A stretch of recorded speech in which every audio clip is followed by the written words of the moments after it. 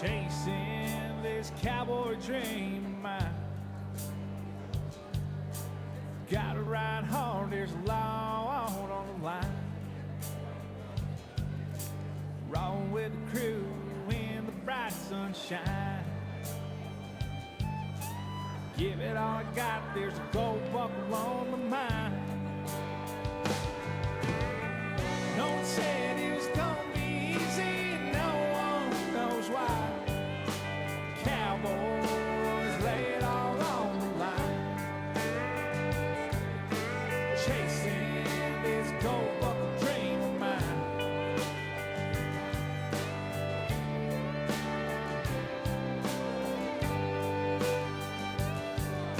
Sacrifice the law, get where we are.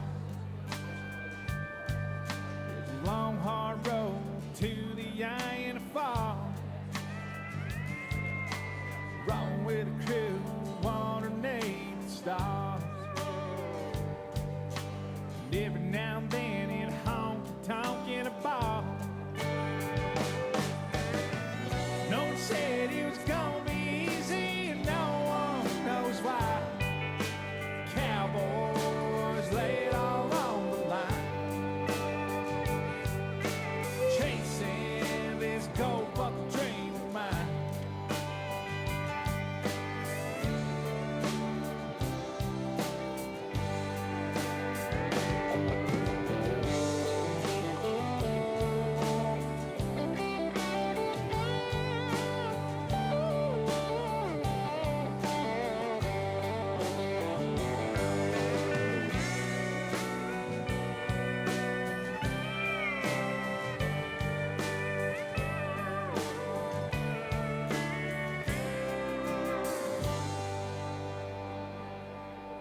Oh, how I love this rodeo.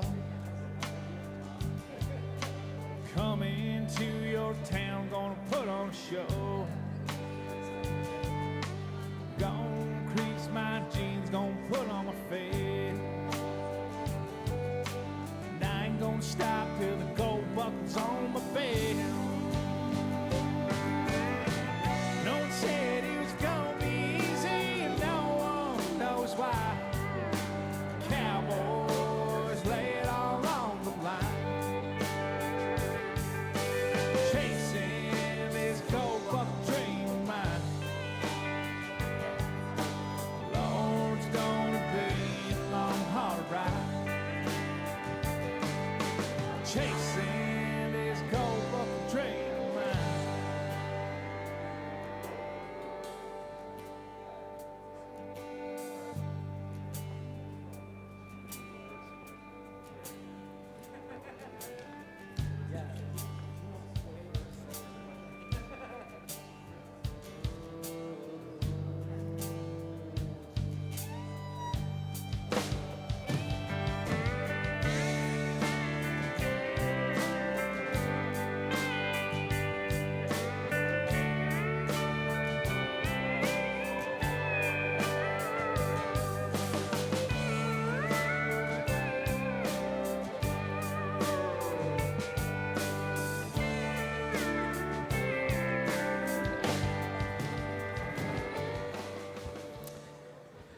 Okay, so thank you, everyone. I think we will get started. Thank you, everyone, for being here for this late afternoon breakout session titled What Should Co-Development Look Like? Lessons from Modern Treaties.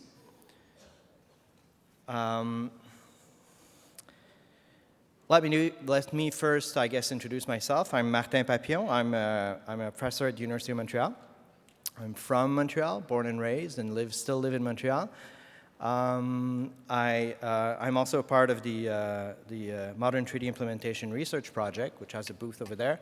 And we're doing some work on intergovernmental relations and co-development of policy and legislation. So this session is obviously very topical for us.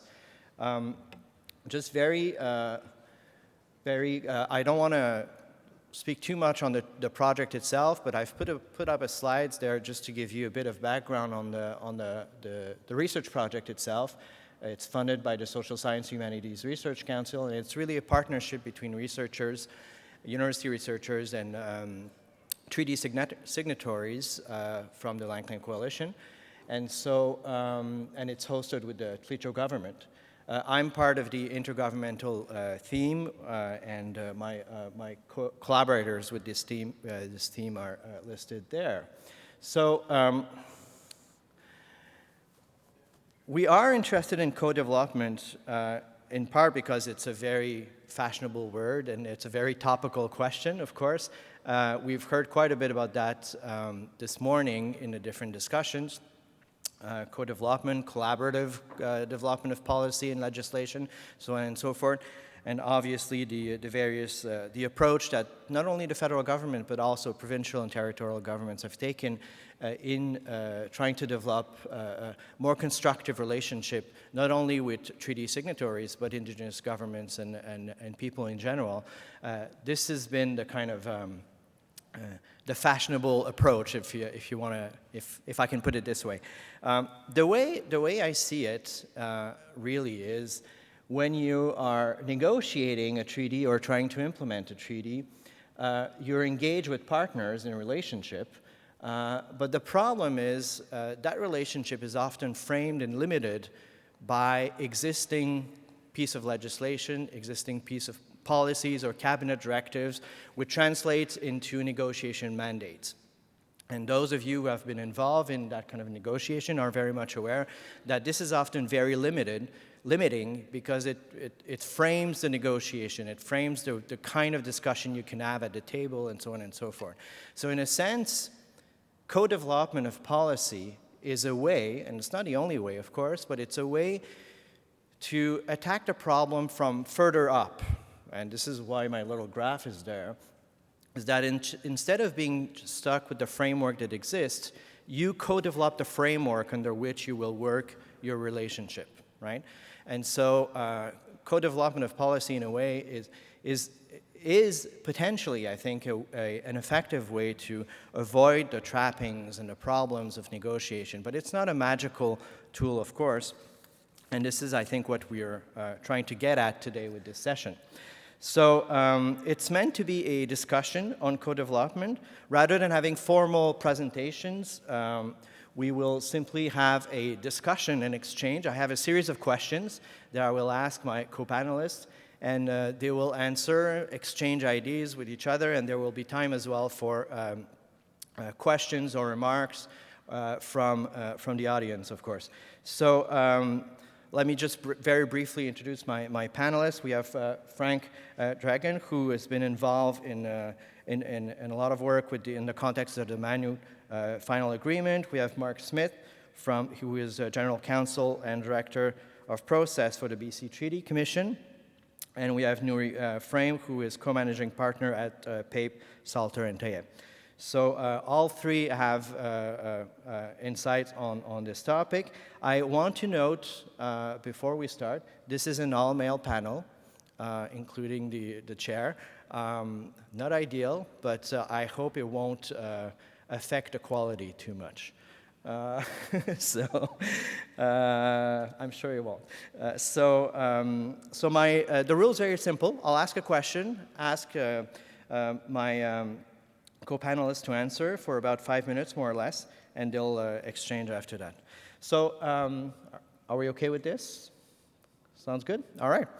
So my first question really is, in a way, very simple, but also probably a bit more complicated when you think of it. It's an important question because we talk a lot about co-development, but we don't always agree on what it means. What is it exactly, co-development? And so my first question I would like to ask each of the panelists is, how do you define co-development? What are the key elements of co-development for you and in your experience? So I think we've agreed that Nuri would go first for that question. Sure, thanks, Martin. And thank you, everyone, for being here today. And I want to acknowledge that we're on the traditional territory of the Algonquin Nation. I mean, to not respond to the question that you asked just to start, I think is the best way to start, Martin. And rather than how do we define co-development, I think we should maybe first ask, should we define co-development before we even get into the question of how we would define it if we could. And the reason I say that is because from my perspective and in my practice, effective co-development is really a function of relationship and a function of intent, as much or more than it's a function of really clearly defining what the process will be and even what the outcomes of the process will be. And as Martin said, this is sort of the hot new thing, and I think we are seeing some really interesting and exciting developments happening around the country that we're going to talk about a bit later today. But as we sort of embark on this new journey and try to unpack this new idea and bring it to life and give it meaning, I'm reminded of sort of the last hot new thing, the duty to consult, which, we're 16 years out from the Haida and Taku cases. And thinking about the duty to consult when it was articulated by the courts, obviously, in cases before that, but really most directly in Haida and Taku in 2004, and all of the hope and all of the optimism that principle really infused into this area of legal practice and into this area of governance, and to see how, in many ways, gutted it has become after 15 or 16 years. And this is not to say that the duty to consult is not necessary or critical by any means. I'm talking about not how it should work, but how it does work, right? And I'm reminded that I had a back and forth with a client yesterday. There was a mining company going into the community, and there was borderline panic on the part of the community members saying, well, should we even go to the meeting? Can we go to the meeting? If we go to the meeting and we talk to them, they're going to say that's consultation. And this sense that consultation isn't an opportunity and isn't a tool to build relationships and get successful outcomes for people, but rather it's a trap. It's a trick. You play the game, and by playing the game, you give away your rights, your opportunities are lost. And I really think that we want to approach co-development as an idea with those lessons learned in mind. And I think in my experience, where co-development has worked best is, as I said, in cases where it's driven by relationship and it's driven by intent. It's driven by two groups or multiple groups getting into a room with a shared sense of the problem to be solved and a shared belief that the problem needs to be solved together. And I'm not trying to be Pollyanna-ish about this. I'm not trying to sort of speak in platitudes or generalities for fear of getting pinned down on something I can't quite describe, notwithstanding that it may be something I can't quite describe.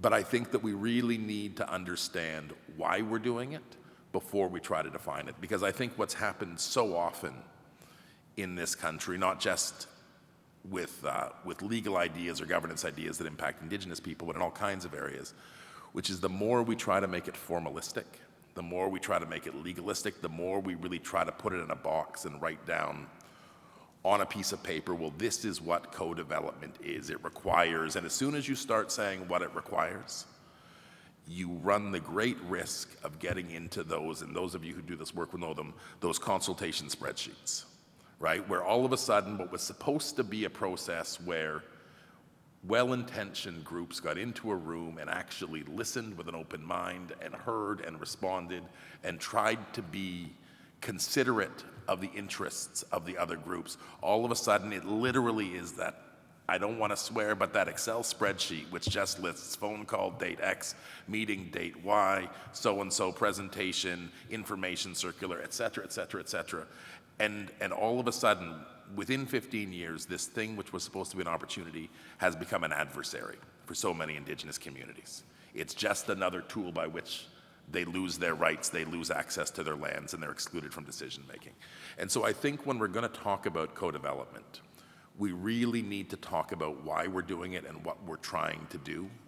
And I think we should stay away, at least for now, from trying to be too explicit about what that entails, what the operationalization of it's going to look like, and instead say, we don't know, it's kind of a blank page. We need to get into a room, and I want to reflect back to something which was said in one of the plenaries this morning. We need to sort of shut up and just listen to what the other side has to say, not listening to respond. And again, it's not my line, but it's an important line. Not listening to respond, but listening to listen. And I think once we've come to an understanding of the legitimate good faith of our counterparties, be they indigenous governments or public governments or whomever it may be, that we can start to articulate ways of meeting interests and understanding them not as competing interests, but as things which can in fact be dealt with together collectively, leading to results and outcomes which work for everybody. And for me, that's really what the essence of co-development is. It's about engaging in a process with a commitment to having an outcome that works for everybody, which in many ways is what the duty to consult was supposed to be, and what the last 15 years have suggested it may not be anymore, if ever it was. Thank you, Nuri. Frank, do you want to go second? So kind of two things. Just sort of segueing off what Nuri has said, just, you know, that the consultation part, I just did the consultation panel in the next room earlier. And, you know, and it doesn't matter where I go in the country, and you go to where Canada does their presentations on the duty to consult, and they put up the 3-4 examples, and they're usually consistent from Nova Scotia to BC. And I have 4 pages of examples of court cases won by Treaty Nations based on, or First Nations based on the duty to consult. So after 2 pages, I read my 2 pages, and I got down and I said to Tom, the lawyer from Canada, I said, "How am I doing?" And he said, "You're doing good," but I had 2 more pages to read. And I didn't want to, because I think that point was made where, you know, those 4 or 5 examples don't reflect the 30 or 40 examples across the country where Canada's lost in court over the duty to consult. But it's important to remember that, you know, when you look at what's evolved over, even in the past 5 years, particularly with the new government and the Prime Minister's resolve that, you know, that as First Nations, that's no more important than anything else, right? And so we've seen the change go from 5, 10, 15 years ago to just one word. And I remember this program on APTN where the 2 Susies called it the big white word, negotiation, right? Now we talk about shared decision making. Now we talk about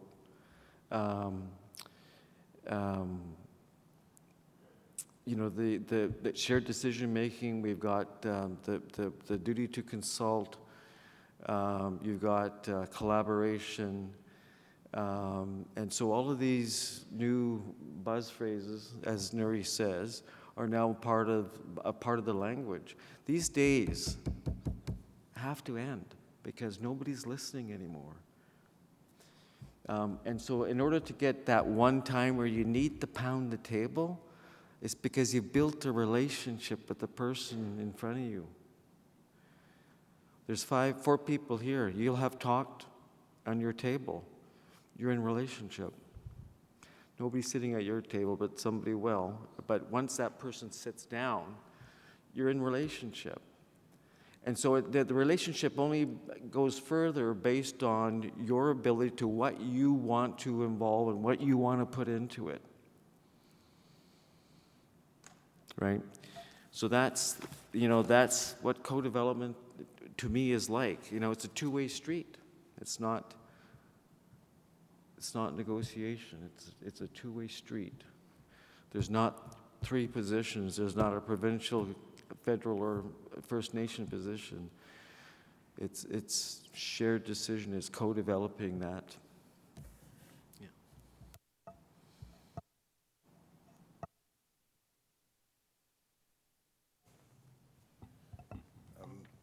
Good afternoon, everyone. I too want to acknowledge the traditional territory of the Algonquin Nation that we're doing this conference and business on. I'd like to sort of answer the question by jumping right to an example.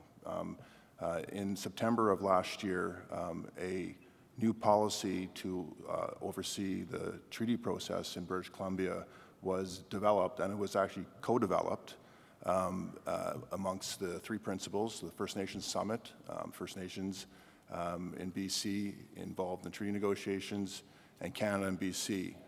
And it's a new policy that's called the Recognition and Reconciliation of Rights Policy for Treaty Negotiations in BC. And within that policy itself, there's a section on co-development. So yes, co-development is a new buzzword, and we don't want to be too prescriptive, and I completely agree with my two fellow panelists on that. There is an attempt to at least set up some parameters in this new policy, and I'll quickly run through it because I think it's a good example both of what was done, and again, it was co-developed, and some actual parameters of at least what the parties are thinking about what co-development can look like in terms of ongoing treaty negotiations in British Columbia. And I have a couple copies, and if you're interested, I'm sure you could find it on the website. In general, it's a policy that says that the federal and provincial governments will engage in interest-based discussions on the priorities and needs of Indigenous partners. There will be jointly designing of processes for co-development or co-developing a mandate. Under the agreed-upon process, jointly, there will be attempts to jointly develop a mandate, ensure that a co-developed mandate reflects the interests of all parties through open and transparent discussions of issues, respecting the confidence of cabinet processes. Pursue stepping stone type of agreements where desired by parties to ensure flexibility of agreements over time. Jointly develop non-binding documents that capture key components of co-developed mandates where required, and seek specific negotiating mandates from respective decision makers to negotiate and conclude binding agreements. What's also interesting to note in this policy is that from the federal perspective, there's a clause that says all relevant federal government departments, agencies, and Crown representatives will participate in the co-development mandates. But on the provincial side, it specifically states that the Provincial Ministry of Indigenous Relations and Reconciliation will participate in co-development, and BC intends, as appropriate, relevant provincial government ministries and agencies will participate. So there's a difference there. I'm not sure if it's going to amount too much, but that's already something that's a little bit different in terms of perspectives from between the two public governments. So this is a new policy. There has been actually co-development of new mandates while this new policy was developed over the last year. I can think of a couple of examples where some new certainty language for ongoing negotiations or treaties has been developed in partnership with several First Nations and the federal and provincial government. So that was hopefully a successful process. We haven't seen the language yet, but it's one that's been agreed upon by all three.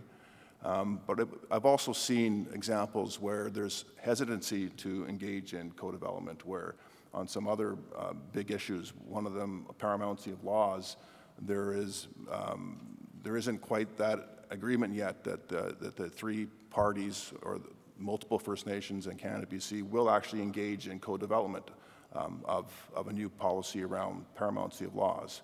So, and we've also experienced hesitancy of some other agencies or ministries of government saying, they're not as eager to engage in co-development as CERNA and the provincial counterpart. So we do have a new policy. We do have some guidelines. It'll be interesting to see how it unfolds. So yeah, I wanted to raise this as a sort of a specific example of co-development. Thank you. Thank you, Mark. That tells into the next question, I guess, very well, which is about precisely that, examples of successful co-development. We've kind of agreed that defining the term is difficult, but when do we know we're in it? You know, when and I think that by identifying what we think are successful examples, concrete examples, we may be able to get around figuring out what this is about. Nuri, do you want to jump on this? Sure. So, I mean, there's one specific example I'd like to talk about. After devolution in the Northwest Territories, there was a commitment in the Devolution Act for the GNWT to work with Indigenous governments in the NWT towards the redevelopment of land and resource legislation that was required, Mining Act, Waters Act, Forests Act, etc. And those commitments were enshrined in agreements that were signed between public government and Indigenous governments. And over the last 4 or 5 years, that was a really sort of central focus of the legislative agenda for the GNWT, and I was involved in that quite extensively through work with one of my clients.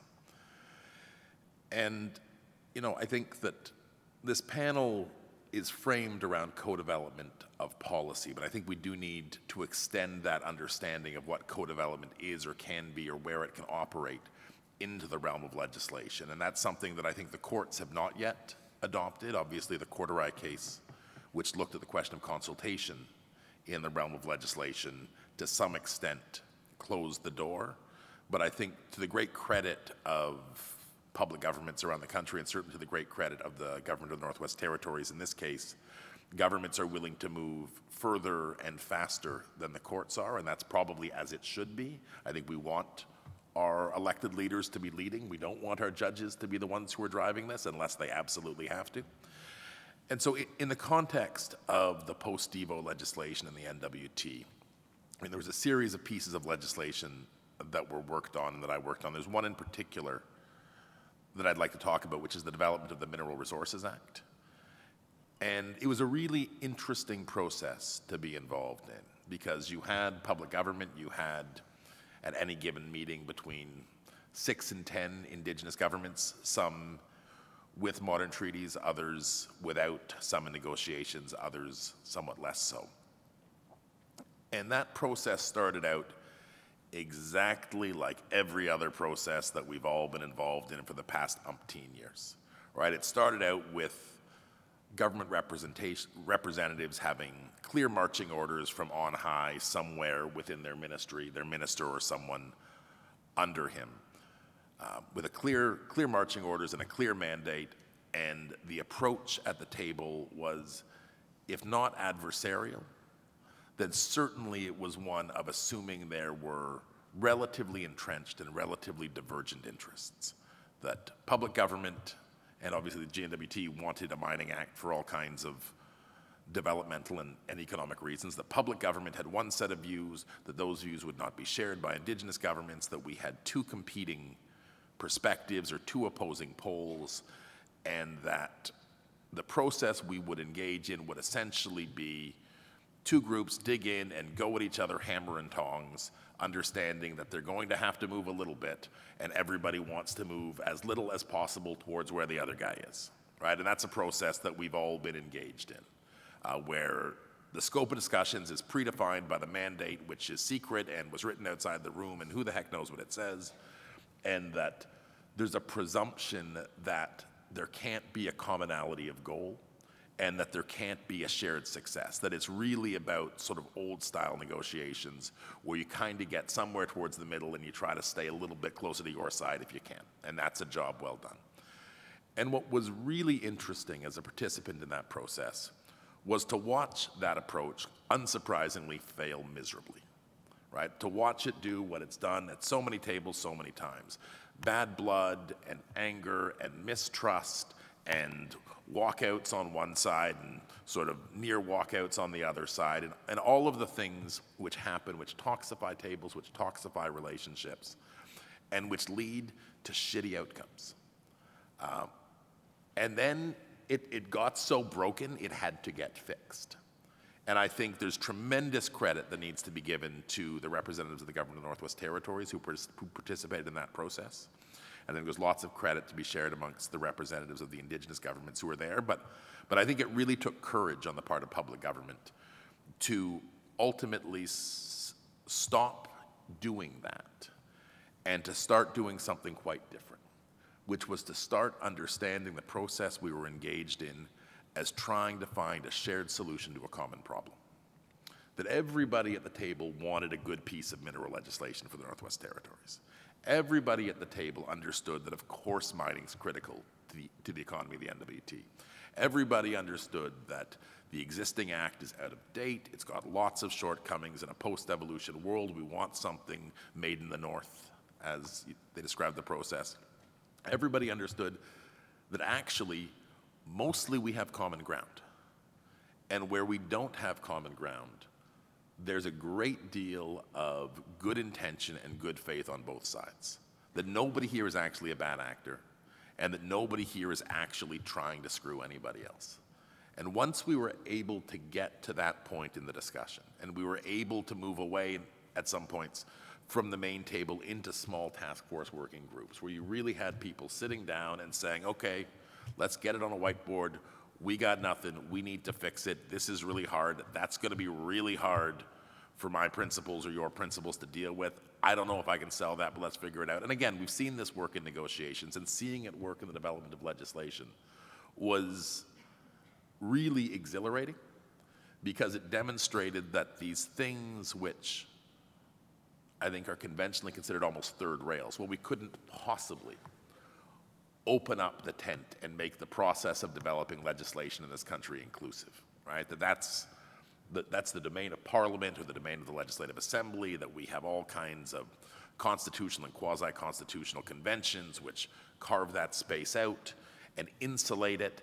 And obviously, the best we could do was maybe talk a little bit about, you know, your views or your concerns during a consultation process after the legislation's been developed. That's the more conventional and I think the widespread way to do it. And I think what we demonstrated at this Mineral Resources Act table is that you can actually throw the conventional game book in the garbage. And when you do, it was almost easy. You know, it wasn't actually easy. I mean, I spent lots of my time on airplanes. Lots of people spent countless hours developing draft after draft after draft and trying to solve problems. But it became a process, and again, I again sound Pollyanna-ish, and trust me, this isn't how I am in my normal life, but it was a process filled with goodwill and a great deal of mutual trust built. And once mutual trust built, and there was an understanding of the legitimacy of the interests that were informing the other parties in the room's sort of approaches and objectives, there was a great willingness to reach across that divide and to try to get wins for everybody. And I think, when the process was completed, it was really exciting to see my clients feeling a tremendous degree of ownership of that legislation. It wasn't the GNWT's Mineral Resources Act. It was the Mineral Resources Act that we have built together, and being very prepared to go to bat for it, going to bat for it before committee, going to bat for it within the press, going to bat for it wherever was necessary, because there was a sense of ownership. And I think that sense of ownership for me, and that sense of really trying to meet solve a common problem in a collective way, is maybe the essence of what co-development for me should be, which is maybe answering the question that I didn't answer before. And I'm happy to talk endlessly about this process. It was a real bright spot in my career to do that, and a real bright spot to see that I think if we could do it there, if you can do that with mining in the North, you can do it anywhere. And you can do it on anything. It just requires that bit of courage to actually say, okay, let's actually just roll up our sleeves and do this.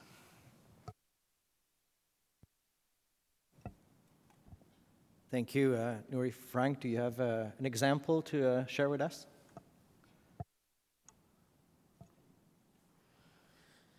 I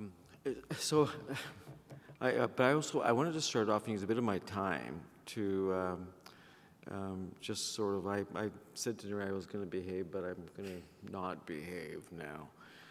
Something that Mark said, and I don't think as panelists we need to be in agreement, but I think the document that Mark held up is actually a great document, but there's 8 modern treaties in the province of British Columbia. And not one actually was consulted on the development of this treaty transformation or treaty paper, or and for treaty negotiations. And so, as one of 5 signatories to the Malafine Agreement, and Anishka just actually joined the BC Alliance of Modern Treaties. The province of Canada didn't engage with any of the modern treaties, and I know I can just see Angela's look in the back of the room here somewhere. Angela. And I'm gonna pay for this later, like her mom used to do with me. But I think it's one of those things where we don't always have to agree, but when we talk about the relationship that Nuri talked about earlier, and that building a trust, there's a way of fixing that, and you know, and it's not just been the responsibility of Canada and BC for not consulting the modern treaties in British Columbia. The modern treaties in British Columbia have sort of sometimes go like this, because we got a treaty and why, you know, and so, and I'll probably get help from that from somebody around the room as well. But this is just Frank talking. But I think when you're talking about co-development, it should involve all of the parties involved, and Canada and BC did not come to the modern treaties in the province to have that discussion. So I just wanted to put that out there, and maybe we'll get some really good dialogue up here, and it won't be so boring for you guys. Two areas. One, I want to go to the AFN fiscal policy work over the past 4 years, started along the same time as the modern treaty, self-governing Indigenous governments fiscal policy work, along the same time as the negotiating groups, and then the 5 north of 60 nations in their negotiations. And so what's come of that? And so, you know, I look at co-development / collaboration. You have to have that collaboration, that trust in the people that you're working with and that are sitting across from you in order to co-develop the end result. And so the end result for the AFN policy, fiscal policy work, was the 10-year grants to in the United Nations. And that took a lot of work. You know, there's still a few things that they need to iron out, but the fact is they've got a new way of dealing with Indian nations across the nation, and part of that dealing with and that co-developing is the 10-year grants. For modern treaties, or SGIGs, we spent the last 3.5, 4 years with Canada developing what we call the Green Book. And prior to the Green Book was the Blue Book under Harper, which sort of, that was the fiscal relationship under Harper, the Blue Book, and how that fiscal relationship looked like between Canada and modern treaties, SGIGs, self-governing Indigenous governments. And then we have an election where my family calls him Junior because of his dad being prime minister before him. So then Junior gets elected, and no relationship is more important to him than First Nations. And so we've seen a difference and in a direction that we've not seen in a very long time. And so, and one of those changes was developing this Green Book. And the only reason why it's called the Green Book, The only reason why it's called a blue book is because it's printed on blue paper or printed on green paper. There's no special color. It's just how it happens. And so we looked at the Green Book. How does the expenditure needs of, how do you develop that expenditure need model around governance needs for each of the SGIGs? And so it took a long time when you're looking at developing that expenditure needs model, and you're basing it on how many full-time and part-time and the number of employees in this governance department and then you're pulling it all together. And so it's not an easy discussion to have, but when you start sitting in the same room with people after 3 years and stuff, and you're not pounding tables the entire time for the most part, it tends to bring about some good results. Now, this process failed within that first year. We had to start all over again. But we started all over again because we knew that what we were working with and developing potentially at that time was the new fiscal relationship between Canada and the self-governing Indigenous governments, that there was going to be huge. And the other piece to think about in all of this is that at the end of the day, when we finally settled on the Green Book, the policy itself, and developing the annexes, not in terms of the attached schedules of annexes, but just what they should look like and what we were going to be looking at. It went to Cabinet, the Green Book itself, for approval. Didn't have to go to 26 SGIGs for each nation's internal processes to approve. It was because it was co-developed. And that's one of the most important points about the Green Book, is potentially if it had to go to 25, 26 SGIGs, we might not be having this discussion, right? But it didn't have to go to all of us modern treaty holders because we were the best advisors and the best consultants to Canada. We're poorly paid, but we're still the best advisors and consultants to Canada. And so we developed, at that point, the attachment, which is one of the attachments was governance and an interim lands and resources. Currently, we're working on cultural language heritage. And Emily, help me, what's the other one? Lands and resources, right? Two huge annexes or buckets to the Green Book. But once the Green Book was approved by Cabinet, once we nailed down governance and the interim lands and resources,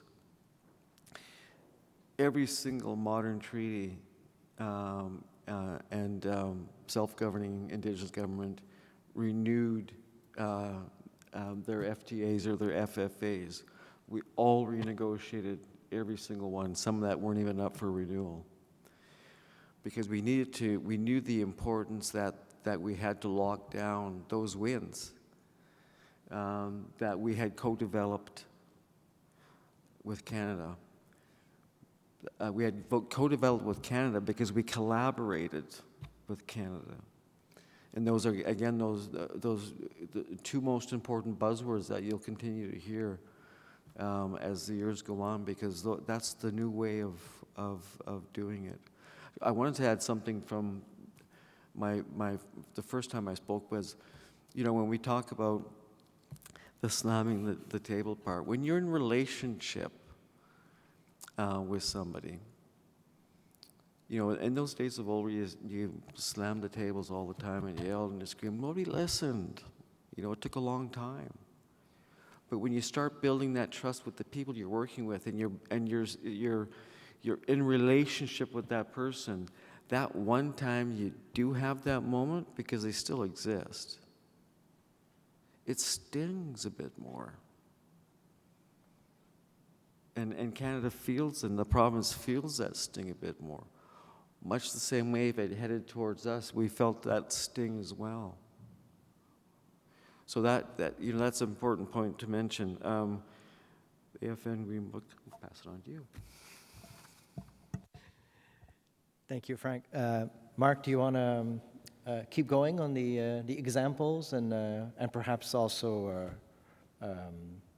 respond to the comments on the BC process, if you want? Sure, I'll start with that. Yeah. Seeing as Frank's misbehaving, I'll continue the misbehavior. We have to make sure that doesn't happen, and I'll give another example, which is the new United Nations Declaration Rights Act, whatever it's called in BC, which is a good act, but I don't believe any of the modern treaty nations were consulted on that legislation. I guess it's a note, and plus, I guess some advice or some encouragement to this room to make sure that doesn't happen for the federal legislation. Make sure that the modern treaty nations, that their voice is a strong part of that new federal legislation. So that's just a comment. I guess I would, not everything I guess is necessarily called a policy, but it's a good example of what I think is co-development.